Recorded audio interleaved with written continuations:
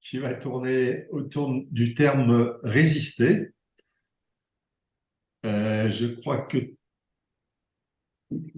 nos, Ils sont là, tous les trois.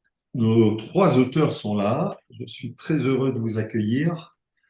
Merci. Euh, nous, je- nous allons essayer de garder la formule un peu table ronde, c'est-à-dire qu'on va faire des interventions relativement petites et qui tourneront sur les trois éléments. Euh, je résistais en quoi le fait d'écrire et de créer relève de cette notion de résistance, aussi bien par rapport à la langue que par rapport au sujet ainsi traité. Nous avons autour de la table, ou plutôt derrière différents écrans, trois auteurs, Hakim Bah, poète et dramaturge guinéen, et deux lauréats du prix littérature du musée des migrations, et je vous remercie tous les trois d'être là, Nedja Kassimi, Omar Benlala. Euh, Bonsoir. bonsoir. Bonsoir. Pakimba, on dit que vous avez une écriture violente, littérale, crue, qui utilise beaucoup les répétitions. C'est une citation que j'ai prise je ne sais pas si elle est justifiée dans un texte. Vous dites, j'ai grandi dans un pays où les hommes écrasent d'autres hommes tout le temps. Et j'ai aussi hérité de cette histoire-là. La torture est un mot omniprésent en Guinée, un mot qui s'est banalisé. On a l'impression qu'il ne fait plus mal. Je raconte des histoires qui se trouvent souvent être des histoires violentes. La fiction me permet de mieux comprendre le réel.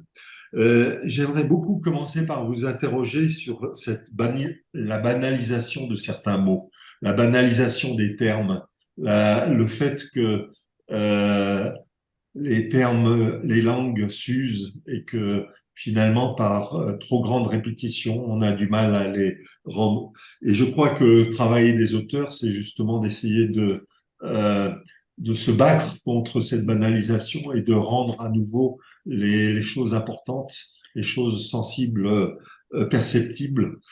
J'aimerais bien vous entendre sur ce point-là, si ça vous intéresse. Oui, bonsoir. Oui, donc pour rebondir, je dirais déjà que la répétition quelque part, c'est-à-dire use le mot.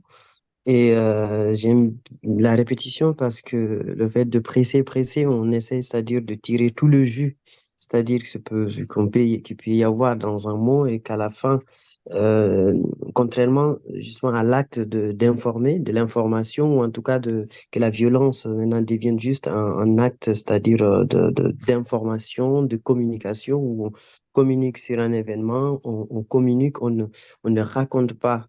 J'ai l'impression, donc, du coup, et que le fait de passer par le récit, par le théâtre, ou en tout cas par l'écriture, nous permet un peu d'être au cœur de l'humain, d'être au cœur de l'histoire, d'être au cœur de ce qui s'est passé. À ce moment-là, du coup, on se détache un peu de la banalisation d'un mot et le fait de répéter nous met dans une espèce de vertige, dans une espèce de questionnement par rapport à ce qui s'est passé au personnage, à la personne, parce qu'on quitte la personne justement pour entrer dans le personnage. Par rapport au personnage, est-ce qui s'est passé, à qui il est, pourquoi ça, pourquoi récemment, j'ai travaillé sur la mort d'un jeune Guinéen qui avait été tué dans les années 99 à New York, qui a reçu 41 balles. Et dans le texte, donc, il y a toutes ces, en fait, il y a beaucoup de questions autour de ça, autour des balles. Donc, j'essaie un peu de réconvoquer, en fait, ce moment, cet instant-là qui s'est passé, qui, pour moi, essaie aussi d'être dans le corps de l'autre, dans le corps de la victime. Comment on fait pour recevoir ces coups-là? Donc, c'est la même chose quand on parle un peu des pays en guerre, ça devient des chiffres, ça devient que des nombres. Donc, on n'est plus comme on n'est pas, c'est-à-dire dans l'histoire, dans ces histoires, dans l'intime de ces personnages-là. Donc, cet acte-là fait qu'on banalise quelque part, la violence se banalise. Ça devient juste des chiffres, des choses qu'on entend à la radio, des centaines de personnes tuées, mais ces centaines de personnes-là ce sont des gens qui portent des histoires, c'est des humains, c'est du sang qui coule dans leurs veines. Et le théâtre, le récit, la fiction nous permet justement de s'éloigner de cette banalisation et puis de rentrer au cœur de l'humain. Je passe à Nejma Kassimi. Vous êtes donc né en Algérie, de mère française, de père algérien. Vous avez vécu et travaillé en Inde, en Mozambique, au Mali, et puis vous êtes installé aujourd'hui à Zurich, en Suisse. Une confrontation avec de nombreux contextes linguistiques, je pense. Euh, Divers, à présent donc même avec le Zurichduitsch. Euh, Ah oui, absolument. euh, dans Sensible, votre premier livre, vous avez traité de la question de comment se sentir intégré dans un pays où l'on est pourtant né lorsqu'on est sans cesse renvoyé à une origine euh, autre parce que plus visible. Et je trouve que cet élément-là, résister contre les clichés, résister contre ces stéréotypes et la question, c'est en quoi l'écrit peut prendre justement le fait de devenir auteur peut être une sorte de refuge où on travaille ce décalage, où on travaille ces écarts. Alors, dans mon cas, la formule comment se sentir intégré, c'est un peu ce qui a été plaqué sur mon texte après coup, parce que c'était pas exactement mon propos, puisque moi, je suis française, absolument française, et que la question de l'intégration, elle s'est jamais posée pour moi. Ça a été un sujet absolument qui n'était pas le mien. En revanche, je raconte dans mon texte qu'en quittant mon petit village natal, enfin pas natal, mais en tout cas où j'ai grandi, j'ai découvert que j'avais un corps et que j'avais un nom qui créait des a priori dont je n'avais pas idée. Je l'ai découvert très tard, à 18 ou 20 ans. Je découvre que je suis au regard des autres, autre que ce que je suis vraiment et ce que je crois être au regard des autres. Et c'est une réalité avec laquelle je vais vivre.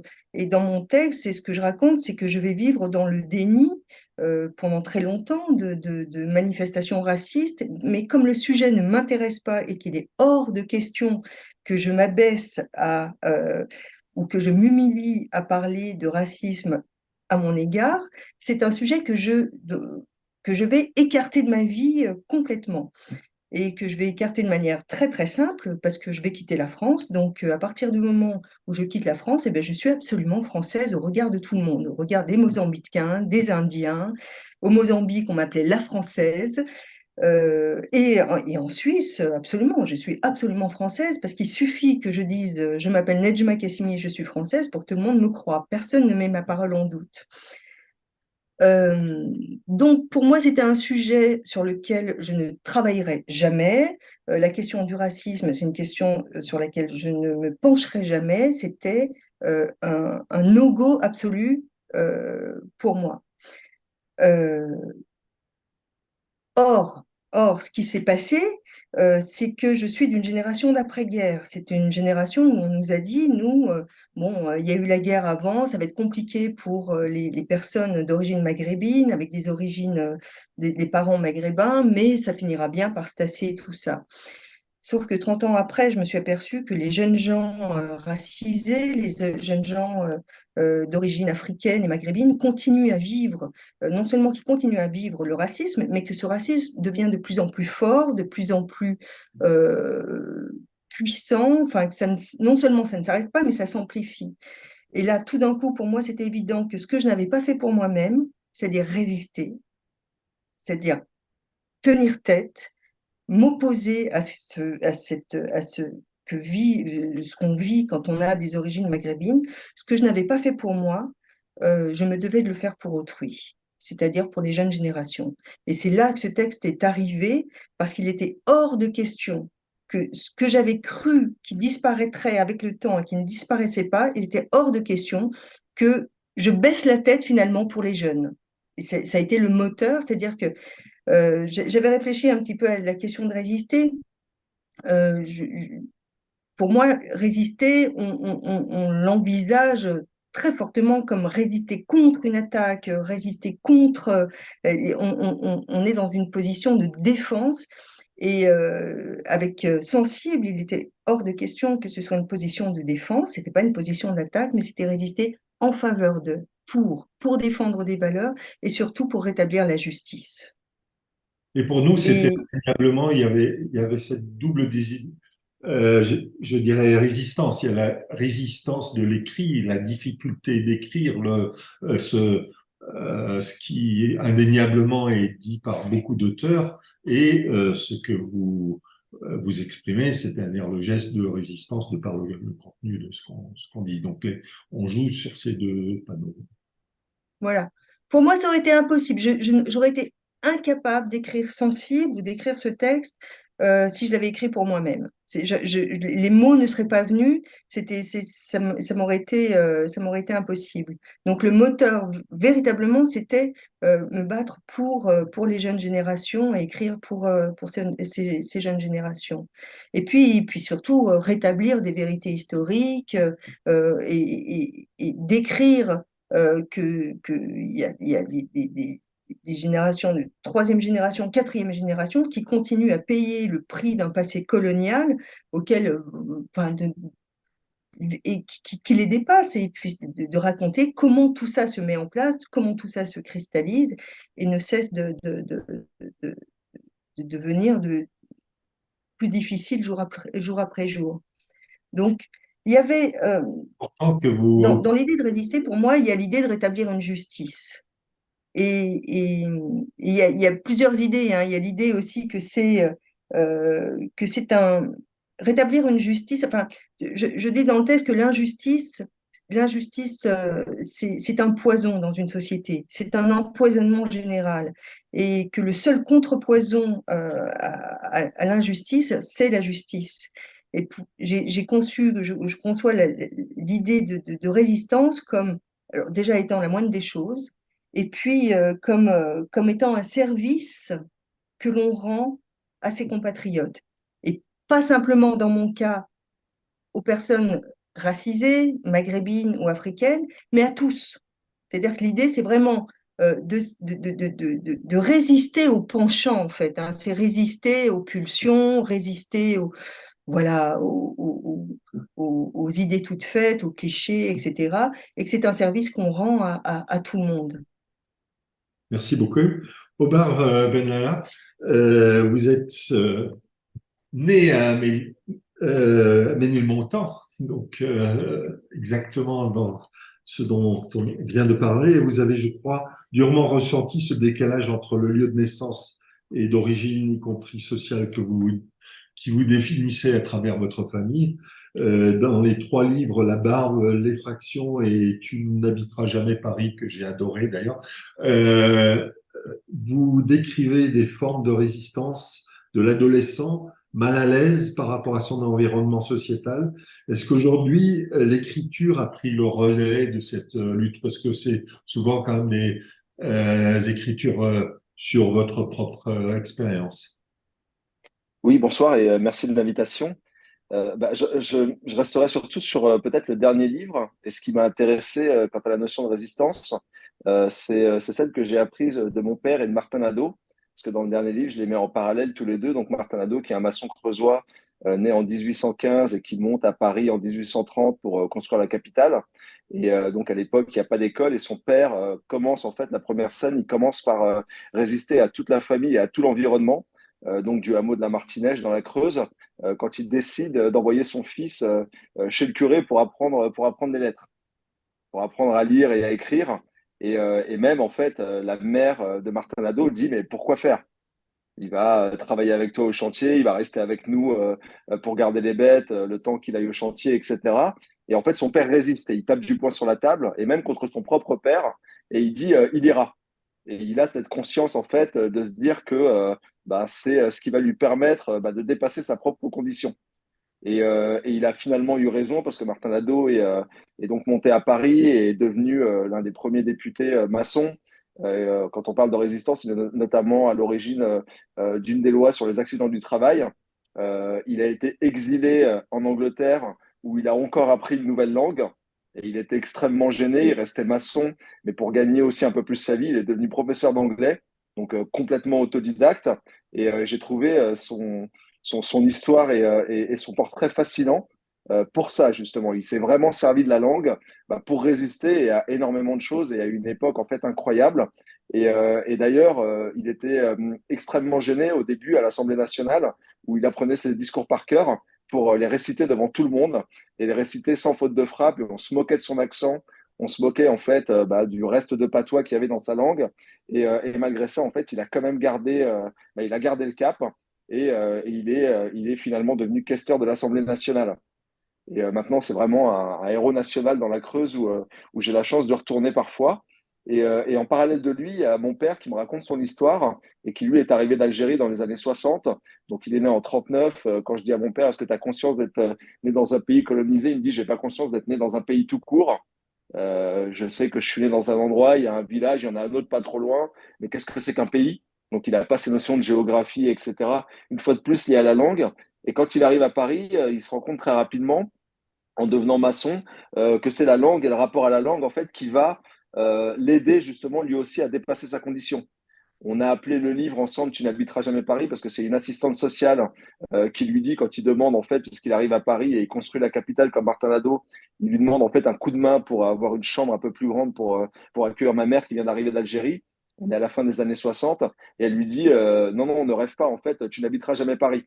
Et il y a plein de places pour toi en banlieue et tu iras avec tes cousins et vous vous sentirez en fait comme chez vous. Et en fait, mon père dit, il me raconte, il me dit, j'ai juste dit non, ma Révolution française. Et pour lui, en fait, ces trois lettres, c'est sa révolution et c'est sa façon à lui de résister. Et ensuite, vraiment, pour ne pas être trop long, cette deuxième anecdote qui m'a énormément marqué, c'est que sur le chantier, il se rend compte à un moment qu'il y a ces hommes qui parlent énormément, qui sont des syndicalistes, et il ne comprend pas ce qu'ils disent, mais ils font en sorte de faire des réunions, de parler, d'essayer de défendre le droit justement des travailleurs. Et il se dit, bah, tiens, je vais les suivre pour comprendre en fait pourquoi est-ce que eux, en utilisant leur langue, en fait, sont plus forts que moi qui utilisent mes muscles. Donc au début, il comprend rien, il essaie d'aller aux réunions. Comme il parle pas très bien le français, il se fait jeter, et puis il revient et il y retourne. Et d'une certaine façon, c'est sa façon à lui, en fait, de résister en devenant syndicaliste. Et comme il me disait par exemple les 39 heures, je ne les ai pas connues, mais je les ai négociées avec le patron pour les camarades. Donc lui, il est arrivé à la retraite un petit peu après. Et voilà, pour ne pas être trop long, c'est aussi pour ça que je suis très heureux de participer à cet échange et de parler du thème de résistance pour ces deux personnages qui, eux, enfin contrairement à moi, moi je n'ai pas parlé de moi, de quelle résistance on parle quand on parle de moi. Je suis en train de me demander lequel prochain Mac je vais acheter. Donc passons mon propre sujet. Mais voilà, ces deux hommes-là, en fait, le rapport à la langue et le rapport à l'écrit. Je suis fier et heureux d'avoir écrit sur eux. Eux, c'est vraiment des hommes en fait qui ont résisté par la langue et par le langage. Et cette question du langage social, c'est-à-dire de cette inacceptation d'un certain nombre ou d'une manière de parler, etc., elle se poursuit. Ma fille, ce soir, j'ai dîné avec elle. Elle m'a parlé de son prof de français qui lui demandait d'écrire une rédaction avec un vocabulaire de luxe.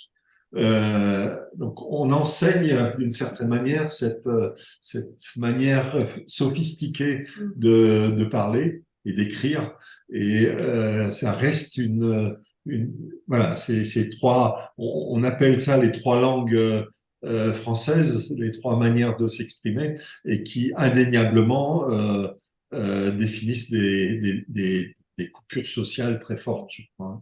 Et ça peut peut-être être aussi le pont vers Hakim, parce que je pense il a précisément parlé de communiquer et pas de se raconter.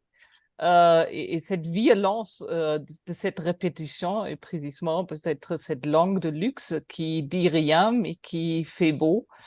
Peut-être Hakim aimerait bien, en référence de ces deux collègues qu'on a entendus, revenir sur ces propositions. Et sur cette notion de résistance, peut-être quand même. Bien sûr. Oui, au fait, je ne vais pas trop m'étaler sur la notion de résistance parce que c'est quelque chose que j'essaye de... je suis né en fait dans un pays où on est, dès la naissance, voilà, on est cerné par j'étais toujours cerné par un pouvoir politique et dictatorial. Donc, et j'ai grandi après quand j'étais à l'université, j'étais à Conakry plus tard. J'étais dans un quartier un quartier de l'opposition, ce qu'on appelle les quartiers de l'opposition, où toutes les semaines, en tout cas, il y avait des manifestations et puis des répressions. Et encore aujourd'hui, c'est quelque chose qui continue. Et donc, le fait de. Et puis, bon, il y a aussi, quand j'étais au lycée, il y avait une répression des lycéens. Donc, on devait faire le baccalauréat. Après, on n'a pas pu le faire parce que les professeurs étaient en grève. Après, une répression. Et puis, il y a toute une grève déclenchée par les enseignants qui a duré plusieurs semaines avec des couvre-feux. Et c'est à ce moment-là que j'ai vraiment, que l'écriture est devenue, c'est-à-dire est devenue en tout cas quelque chose de vital pour moi parce que pendant qu'on tirait, c'est-à-dire pendant que ça tirait, c'est-à-dire dans tous les sens et qu'on vivait un peu avec cette peur-là des jours et pendant ça a duré plusieurs jours. Moi, j'avais ma petite lampe et donc du coup avec cette petite lampe, j'écrivais juste les événements en fait, ce qui se passait, le nombre de morts, le nombre de blessés. Et j'écoutais la radio et donc c'était quelque chose qui me permettait de tenir face à la peur.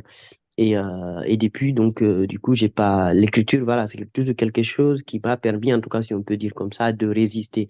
Même si je prends pas, moi, l'écriture comme un acte de résistance, plutôt comme quelque chose où comme une maison en fait où je viens raconter plutôt donc du coup je me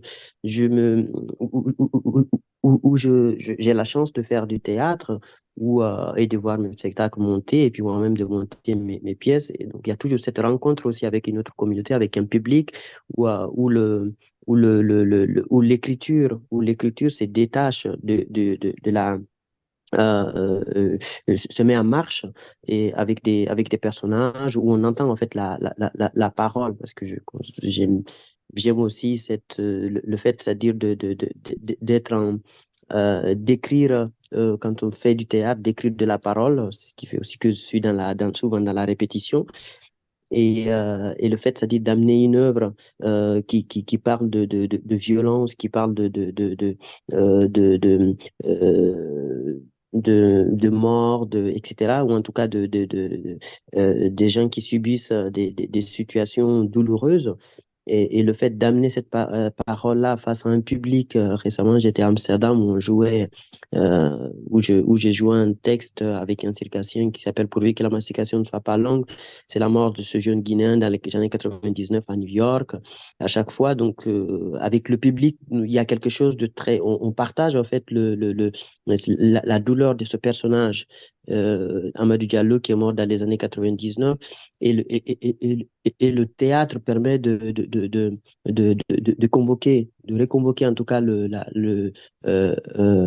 la mort et, ça devient, oui, en soi, si on peut le dire aussi, voilà, un acte de résistance face au réel, pesante, face à l'information et j'écoute la radio et quand j'écoute la radio, en tout cas quand je vais voir un spectacle ou quand je suis face à un livre ou quand je suis en train de lire, c'est pas du tout le même rapport parce que l'information on te fait défiler, c'est-à-dire toutes les drames. On fait défiler, c'est-à-dire les drames du monde tous les matins. Il y a eu tel nombre de morts, tel nombre de morts, tel nombre de morts. Donc on reste dans les chiffres, on reste dans l'évocation de quelque chose, donc d'une information. Donc, on divulgue une information.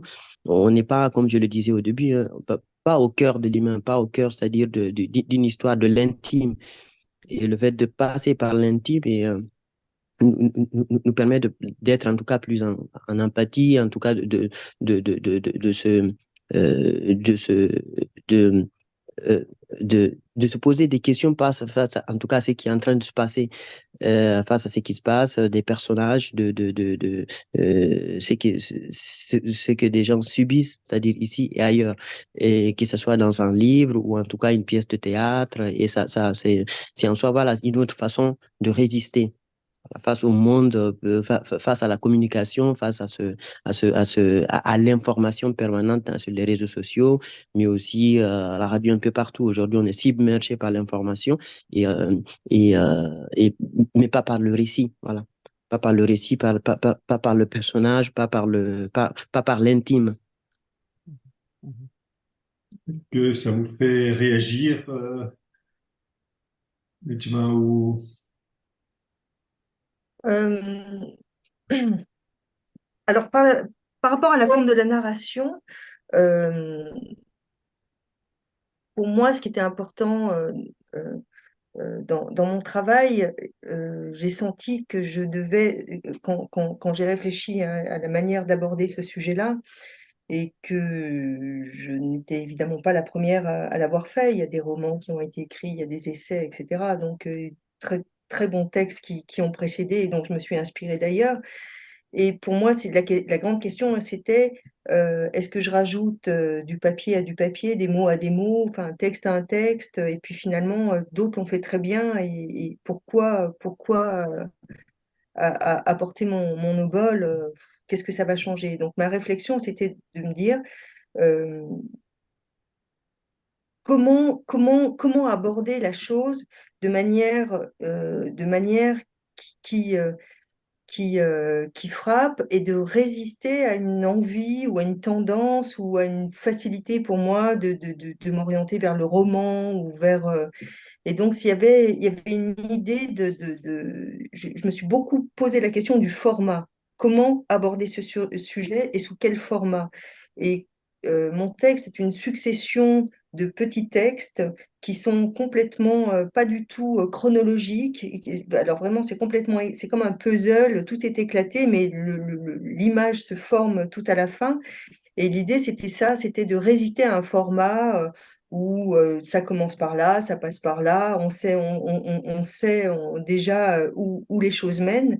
Et je voulais dérouter le lecteur. Je voulais qu'il n'ait aucune idée où je l'emmène, qu'il soit à chaque fois pris au dépourvu. Et c'était ça mon principe, résister au format et garder surtout une liberté de ton, avoir le droit d'écrire des textes très politiques, très engagés, et en même temps de la poésie, du slam, de la narration biographique, de l'histoire de la philosophie, enfin vraiment d'être de garder une liberté de ton par rapport au texte, de s'autoriser à ça et de pas me dire, bon, alors si je dois aborder ça, je dois le faire de telle manière ou de telle manière. Et oui, alors là, ça, c'était par rapport à la narration. Oui, moi, je veux juste réagir sur ce que vous venez de dire. Du coup, il y a vraiment une forme de rupture, en fait, dans la manière dont vous concevez la résistance aussi. Et je voulais aussi faire une remarque par rapport à, j'en profite, tant que j'ai la parole, mais par rapport à vos trois interventions, en fait, je trouve qu'il y a vraiment quelque chose qui relie vos trois interventions, qui est ce lien entre la mémoire et la résistance à chaque fois, et cette idée du devoir de mémoire aussi. On doit justement, vous parliez, Akiba, voilà, de résister face au réel, de résister quand on est submergé, des moments où vous écriviez sur des petits carnets pour garder la mémoire de certains événements. Vous, Nejma, vous parliez justement de cette mémoire, en fait, aussi d'une forme de racisme que vous aviez vécu, mais que vous aviez envie de garder pour les générations à venir. Et vous, Omar Ben Lala, de mémoire, en fait, de la mémoire de votre père, de la mémoire de personnes que vous n'avez pas connues. Et tout ça, je trouve que c'est intéressant la manière dont vous l'articulez les uns et les autres. À chaque fois, c'est présenté différemment. Mais je trouve que c'est vraiment finalement un peu le fil rouge qui revient entre vos interventions. Et je ne sais pas si vous aviez voilà, quelque chose à dire sur ça aussi, sur cette idée du devoir de mémoire dans la résistance et du devoir de mémoire à l'écrit, à l'oral. en parole à travers la langue?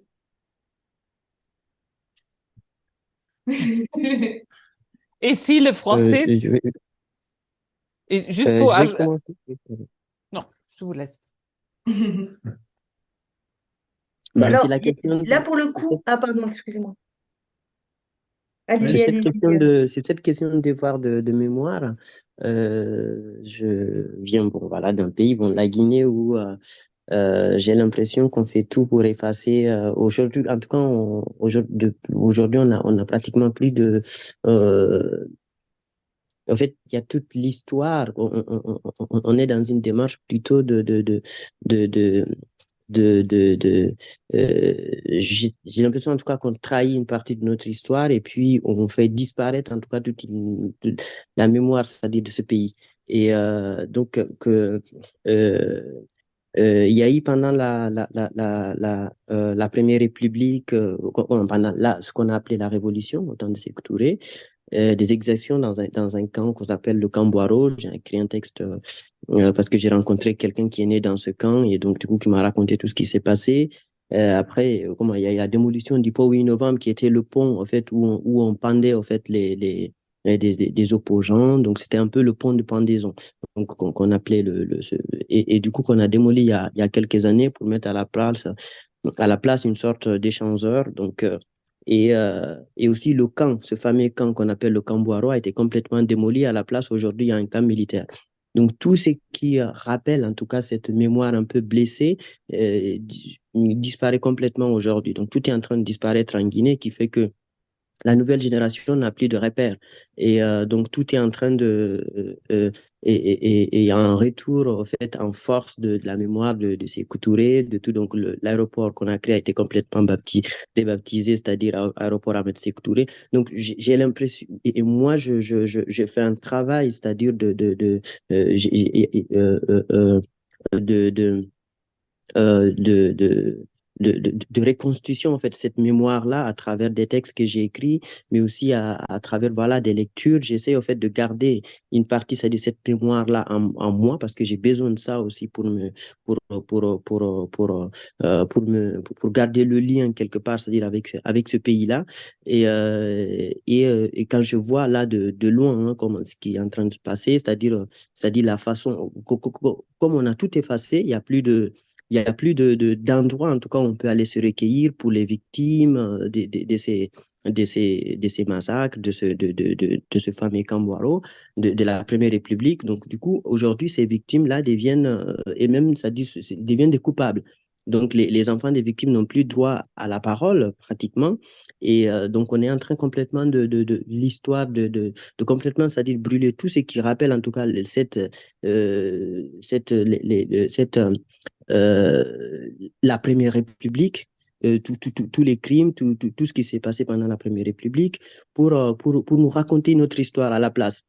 Et donc, ce qui fait que, voilà, cette question de la mémoire, quelque chose en tout cas qui revient beaucoup dans mes œuvres. Et au-delà de ça, il y a aussi des récits un peu comme ce que je viens de vous raconter là. Donc, je parle souvent du réel. Par exemple, l'histoire de Amadou Diallo, qui est mort dans les années 99 aux États-Unis de violences policières. Je me suis rendu compte que cette histoire-là n'est pas connue en France. C'est pour ça que et moi, c'est quelque chose qui m'a marqué quand j'étais adolescent. Je me rappelle, voilà, du quand il est mort, on a ramené le corps en Guinée, mais c'est quelque chose qui a marqué toute ma génération. Et à côté de ça, il y a eu aussi il y a eu en fait beaucoup de drames de Yagine Fodé qui ont été retrouvés morts dans un train d'atterrissage qui allait à Bruxelles. Donc, j'ai écrit aussi un texte autour de ça.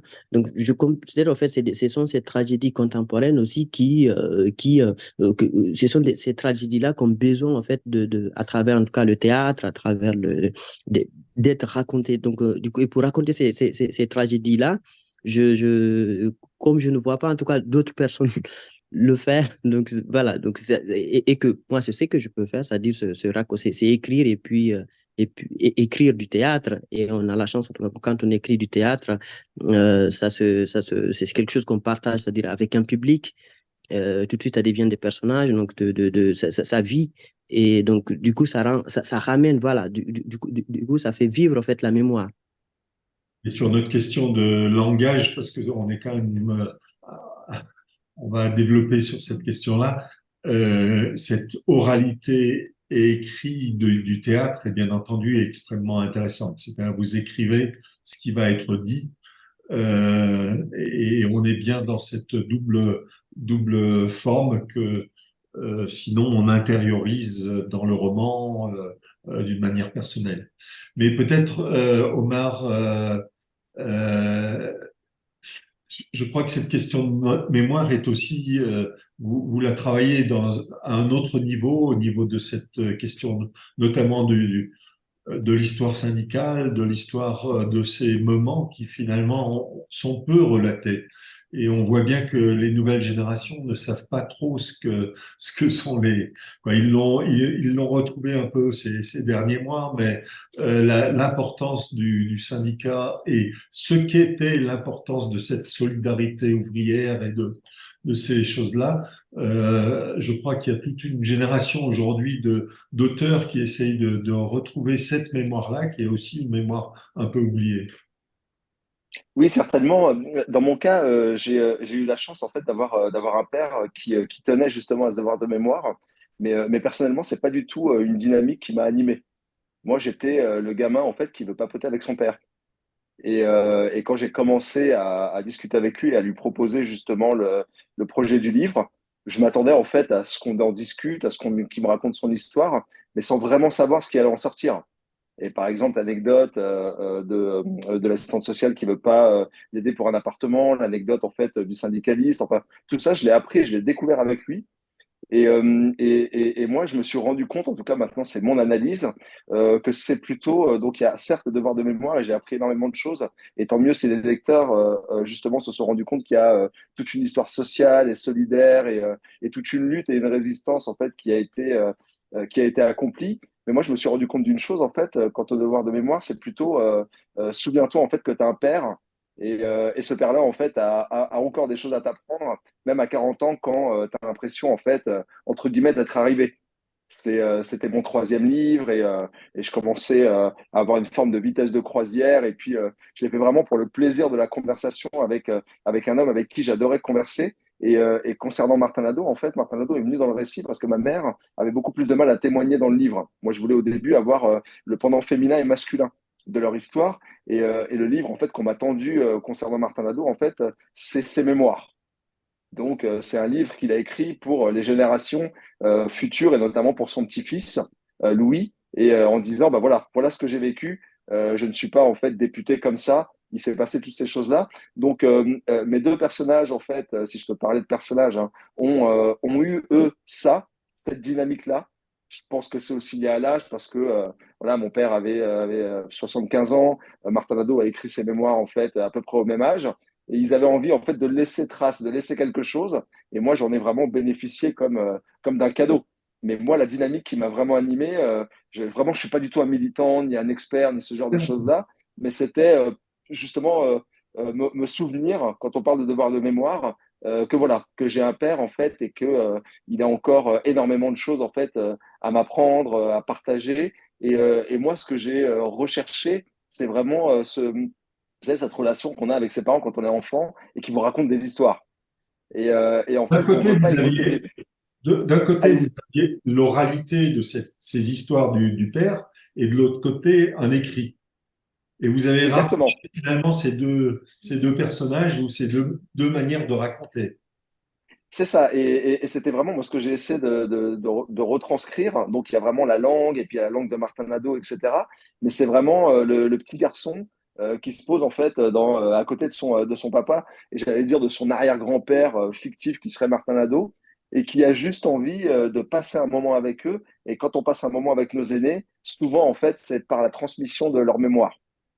Et donc voilà, il y a maintenant, comme vous avez dit très justement, ce devoir de mémoire, mais je dirais plutôt ce devoir un peu comme le devoir que fait un gamin de retranscrire une rédaction de ce que son père lui a raconté de son enfance en Algérie, par exemple. C'est vraiment de cet ordre-là me concernant. Alors, Nedja, dans votre manière de raconter, je crois que la question de la manière de l'écrit, du choix de la langue est essentielle.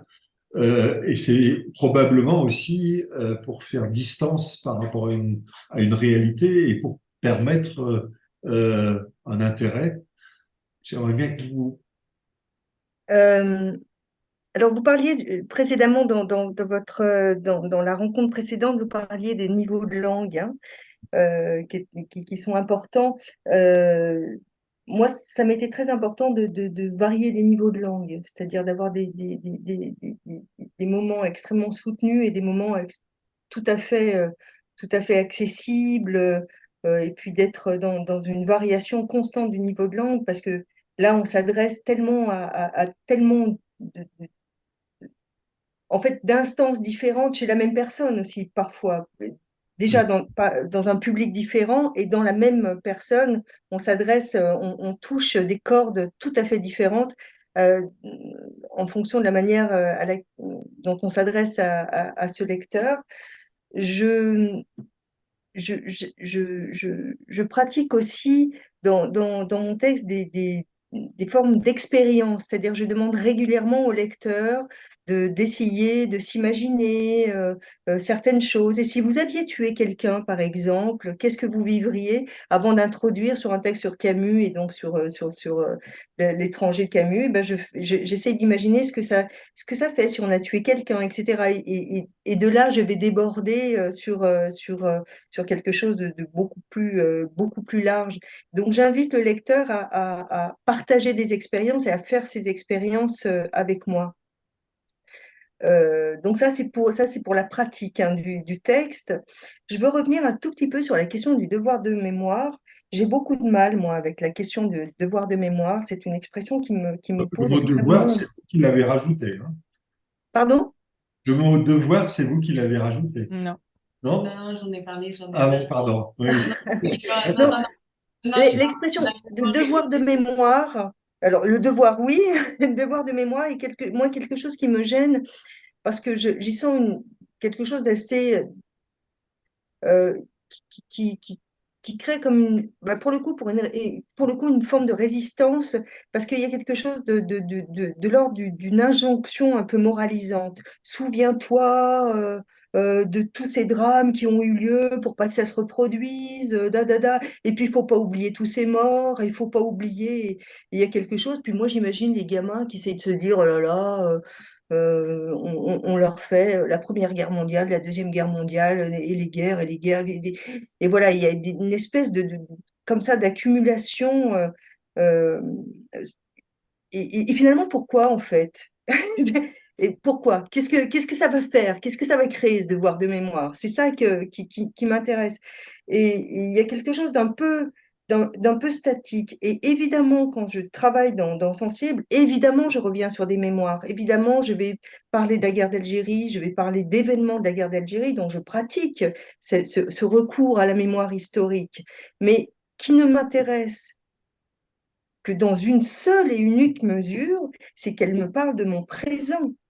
C'est-à-dire que la mémoire ne m'intéresse qu'à partir du moment où elle éclaire notre présent. Nous ne venons pas de nulle part. Et ce que nous vivons, nous, comme société occidentale ou française, ou tout ce que nous vivons là, trouve des racines, sans racines dans un passé qu'on a en commun et dont on n'a pas du tout la même lecture. Et là, ce qui m'intéresse, c'est de permettre à chacun de faire la lecture des autres, qu'ils arrivent à entremêler leur mémoire. C'est ça qui m'intéresse. Parce qu'il y a quelque chose d'extrêmement, dans le devoir de mémoire, il y a quelque chose qui me tétanise, moi, totalement, et qui, j'imagine, bah, si ça me tétanise, j'imagine ça en tétanise d'autres. Donc, je me prends comme point de départ. Et, euh, et pour revenir à la question de la résistance, je réfléchissais, je suis revenue à l'étymologie du mot résister. J'ai vu qu'il était dérivé du latin sistere. Ça m'a beaucoup intéressé, c'est-à-dire de l'idée en fait de s'immobiliser. Qu'est-ce que j'avais? Ah oui, s'arrêter. Résister, c'est s'arrêter d'abord. Et ça m'a tellement intéressée parce que si on pense à ce terme résister, en fait, on va penser, c'est un verbe conservateur. Résister, c'est d'abord pause. Il y a le mouvement de l'histoire, il y a le mouvement de la vie, il y a des idées, il y a des moments, il y a des mouvements politiques qui arrivent, et il y a un brassage. Et là, dans ce grand brassage, la résistance, ça passe par s'arrêter et voir où on en est, c'est-à-dire réfléchir, hein. Ne pas se laisser porter par un mouvement, ne pas se laisser porter par ses propres pulsions, par ses peurs, par ses angoisses. C'est ça, résister. C'est d'abord, on résiste contre soi-même. On résiste contre une envie de vengeance, ou je ne sais pas quelle connerie, ou de suivre un mouvement. Voilà, c'est ça. D'abord, résister, c'est voilà, voilà, voilà, on va prendre 2 secondes pour réfléchir. Donc, j'adore l'idée que résister, on est dans la conservation, c'est-à-dire qu'on s'empêche. En physique, résister, un corps résiste, on parle de résistance quand il résiste au mouvement, hein, c'est aux autres forces. Et donc, il y a quelque chose de statique dans la résistance, d'immobilisme, et qui est le temps de la réflexion. À ce moment-là, on va pouvoir réfléchir. C'est ça, résister. C'est d'abord réfléchir. Et puis, il y a un deuxième moment de la résistance, après le temps de la réflexion, ben, c'est l'action, c'est le passage à l'acte. La résistance, on peut le tourner de toutes les manières, comme on veut. La résistance, ou résister, c'est un terme politique. Alors, qui demande de s'inscrire dans une société et de prendre une position politique et de passer à l'acte. Passer à l'acte en écrivant un livre, en tenant un discours, et passer à l'acte, pourquoi? Il y a une valeur, je crois que ce qui sous-tend la résistance toujours, c'est une valeur, il y a quand même une haute valeur morale dans la résistance. Et quand on parle des résistants, la résistance au sens historique, hein, des résistants, ils sont du bon côté de l'histoire, les résistants, hein. Donc, et il y a quelque chose de rétablir une vérité, de rétablir une justice. Il y a une valeur morale dans la résistance. On ne le fait pas pour rien, on ne fait pas pour. On veut aller à contre-courant d'un mouvement qui nous entraîne d'une contre vague. lequel on s'oppose.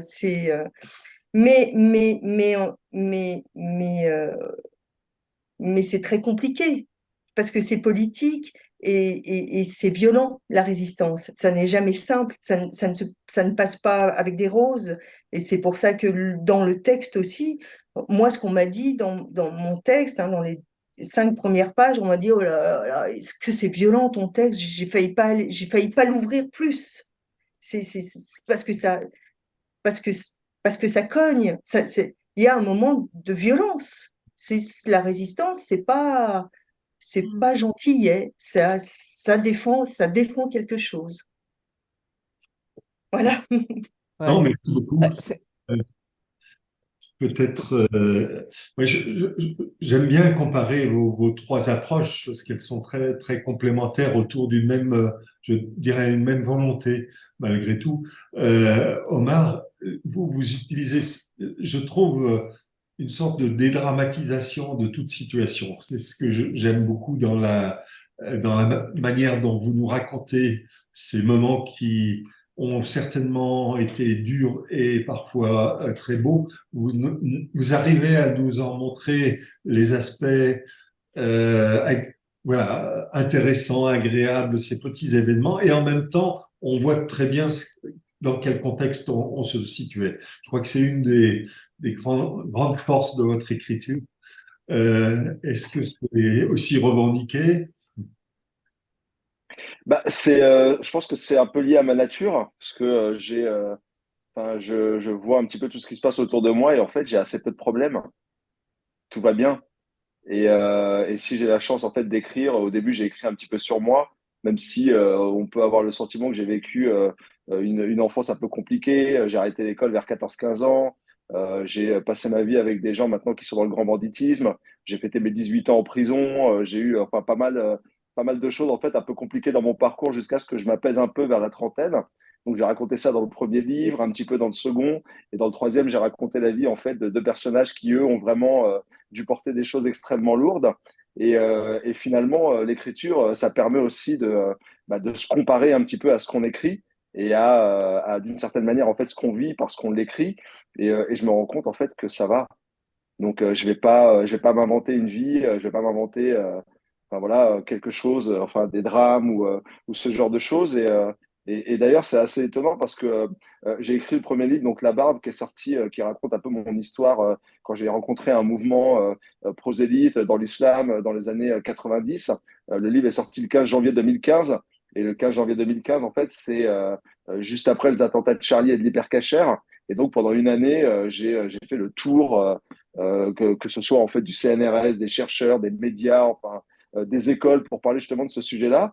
Et souvent, en fait, on m'a dit, mais vous l'avez raconté de manière très apaisée, parce qu'à un moment, je suis à la mosquée, puis après, je me retrouve en discothèque sous acide avec ma barbe, et puis après, je me retrouve chez un maître soufi ailleurs, etc., etc.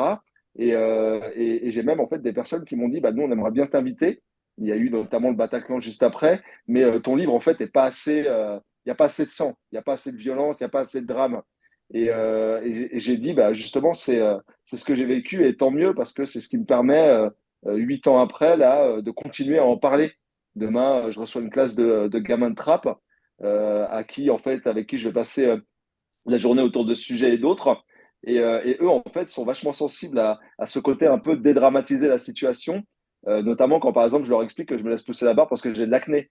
Et pas parce que je suis un idéologue et que j'ai très envie de sauver la planète, la communauté, d'aller au paradis, etc. J'en ai marre qu'on me charrie pour mon acné, j'ai 20 ans. Et en fait, ce côté un peu qui dédramatise la situation, bah, ça leur fait un bien fou. Et encore plus à leurs éducateurs et aux adultes qui sont autour d'eux et qui se demandent comment réagir quand on a un gamin qui dit parade là, j'en ai marre, enfin ce genre de choses, quoi. On voit un peu où nous mène l'actualité ces temps-ci. Et donc voilà, je suis assez content d'avoir cette nature et finalement d'avoir assez peu de problèmes, donc je vais pas m'en inventer, quoi. Et dans ce que j'écris seulement ce que je connais, je suis un expert en rien, mis à part en ma petite personne, et encore je continue de tourner autour. Donc voilà, je pense que c'est pour ça que j'ai toujours un peu de mal à aller on va dire, dans de la dramaturgie, quoi. Et je crois que de votre côté, et, au Niger, vous avez des raisons euh, de peut-être témoigner d'une manière beaucoup plus violente de cette réalité parce qu'elle existe et parce qu'elle est justement non, non écrite et non transmise. Moi, j'aimerais bien que vous parliez peut-être un tout petit peu sur cette déjà peut-être la question de la langue, la question du rapport théâtre-écriture, si ça vous convient. Et précisément, si je peux ajouter, c'est quand même cet événement autour de cette Cité internationale de la langue française. Qu'est-ce que seront vos demandes à un lieu qui fait cette langue? Pourquoi vous avez choisi cette langue dans laquelle vous exprimez aussi des faits violents, peut-être? Et est-ce que la langue, vous comme écrivain, et on a vu que la précision, la redéfinition des mots utilisés sont importants et à négocier, à trouver. Donc, pour Jade, le devoir était important et c'est une jeune génération qui le dit. Et c'est aussi c'est peut-être aussi un contrat entre les générations de relibérer ces mots. Et c'est intéressant que voilà, on voit les deux choses. Donc, est-ce que ce nouveau lieu peut être un lieu de négociation, mais aussi d'une invention, de plus de différenciation de ce langue, un lieu qui permet aussi euh, faire mémoire, mais aussi présence. Est-ce que ça peut être cette maison dans laquelle, Hakim, quand je me permets de vous citer, vous avez vous trouvé quand vous avez écrit, mais tous les trois ont choisi l'écriture pour exprimer pour soi-même et pour les autres.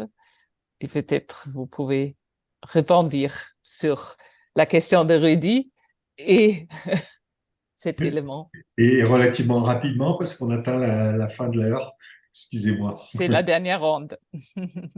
Et moi, de mon côté, en fait, je n'ai pas choisi la langue française, mais elle m'a été imposée quelque part parce que je viens d'un pays, voilà, où une ancienne colonie française et où la langue française, c'est la langue officielle. Donc, ma langue maternelle, c'est le Peul. Et donc, ma mère ne parle pas français. Donc, si je communique avec ma mère, euh, c'est en pulaar.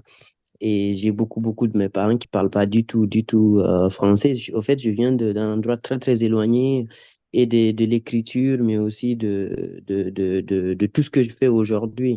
Parce que mon père était commerçant, ma mère était commerçante, donc voilà, très éloigné de tout ça. En même temps, j'ai trouvé, c'est-à-dire dans la langue, j'ai appris. Donc, du coup, à l'école, on apprenait, c'est-à-dire le français, et j'ai fait mes études en français. Et aujourd'hui, donc j'ai fait le choix aussi après j'ai pas fait ça par contre, ça n'a pas été imposé. C'était c'est par plaisir. Donc pour moi, l'écriture, sinon j'ai fait des études d'informatique, donc du coup j'ai choisi vraiment d'écrire. Et l'écriture pour moi c'était un acte aussi de libération et puis un acte un endroit en fait de jouissance quelque part.